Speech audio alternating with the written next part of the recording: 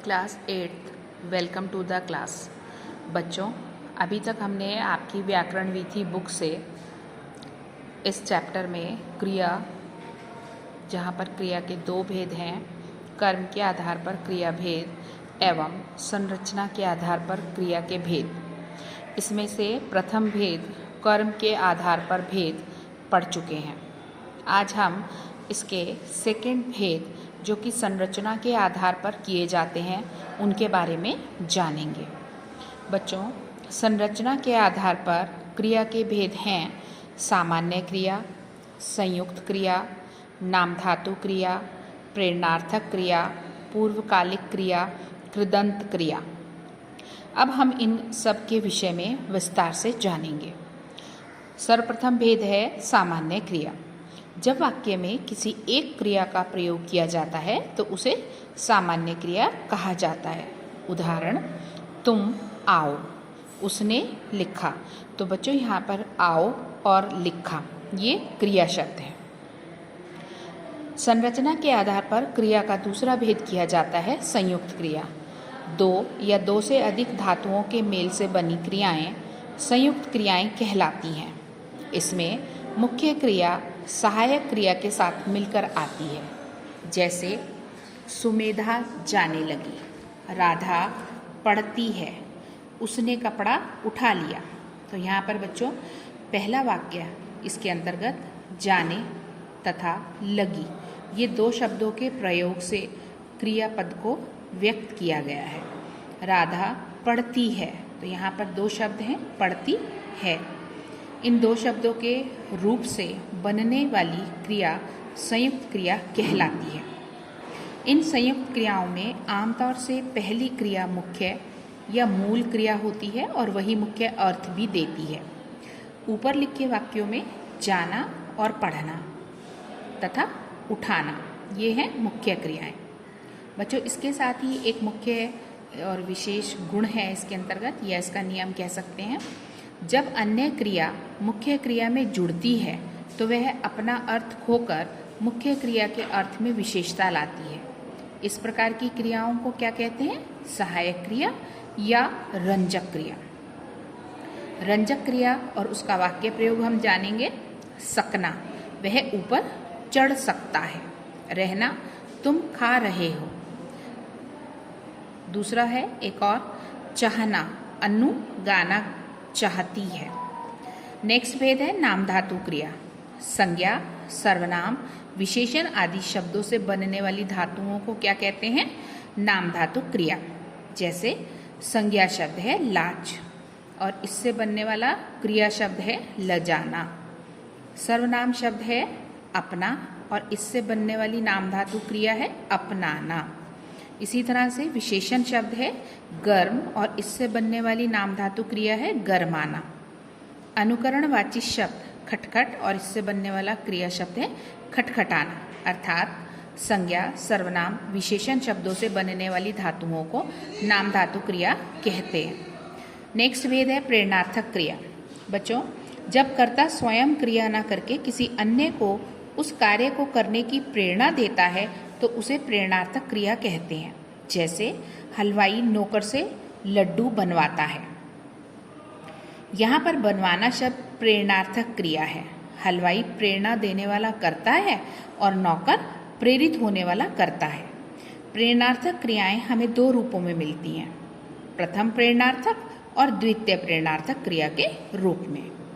कुछ उदाहरण देखेंगे। जैसे चल शब्द है तो प्रथम प्रेरणार्थक में इसका रूप होगा चलाना, द्वितीय प्रेरणार्थक में इसका रूप होगा चलवाना।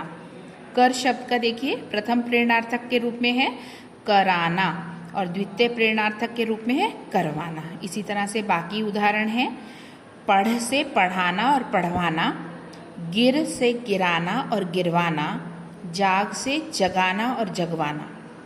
नेक्स्ट भेद है बच्चों पूर्वकालिक क्रिया।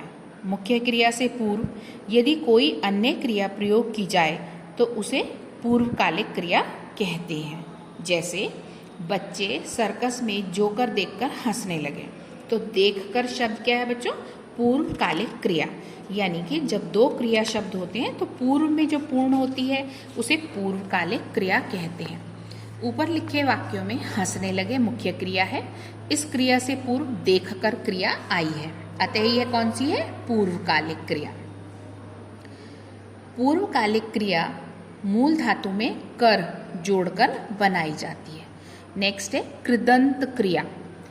किसी क्रिया में प्रत्यय जुड़ने पर क्रिया का जो नवीन रूप बनता है उसे कहते हैं कृदंत क्रिया। हिंदी में कृदंत क्रिया 3 प्रकार की होती है। पहला वर्तमान कालिक कृदंत क्रिया, दूसरा भूतकालिक कृदंत क्रिया, तीसरा पूर्वकालिक कृदंत क्रिया। वर्तमान कालिक में चल प्लस ता, चलता, ता प्रत्यय के योग से बनाई गई है। भूतकालिक में आ प्रत्यय के योग से हैं, चल प्लस आ, चला, दौड़ प्लस आ, दौड़ा। देन पूर्वकालिक कृदंत क्रिया, यह शब्द क्रिया शब्द चल प्लस कर, चल कर। अब है क्रिया की वृत्ति या अर्थ, इसके विषय में भी हम जानेंगे। वृत्ति का अभिप्राय होता है बच्चों मन की स्थिति। क्रिया के जिस रूप से कर्ता के मन की स्थिति का बोध होता है उसे वृत्ति कहते हैं। और ये वृत्ति 5 प्रकार की होती है। निश्चयार्थ, संकेतार्थ, संदेहार्थ, आज्ञार्थ, संभावनार्थ। निश्चयार्थ, क्रिया के जिस रूप से कार्य के निश्चित अर्थ का बोध हो उसे निश्चयार्थ वृत्ति कहते हैं। जैसे वह पढ़ती है, माँ गाती हैं, वह घर आ गई। संकेतार्थ में उदाहरण देखिए, बारिश हो गई तो बीज फूट आएंगे, मेहनत करोगे तो सफल हो जाओगे।